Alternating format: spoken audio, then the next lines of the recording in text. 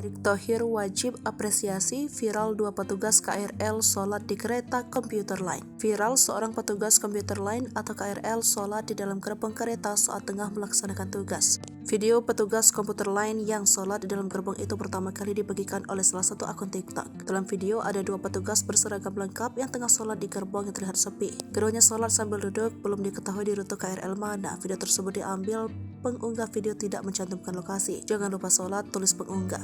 Namun, tindakan petugas KRL yang tidak lupa sholat meskipun tengah bertugas diapresiasikan netizen. Aku selalu terharu kalau melihat orang yang sibuk tapi tetap mengutamakan sholat. Bahkan netizen meminta Menteri BUMN Erick Thohir memberi apresiasi kepada dua petugas KRL tersebut. Masya Allah, berarti petugas itu tetap menjaga wudhu. Terbaik banget, perlu diapresiasi Pak, tulis salah satu netizen. Bukan kali ini saja petugas KRL terekam tengah sholat di dalam gerbong KRL, sebelumnya di tahun 2017.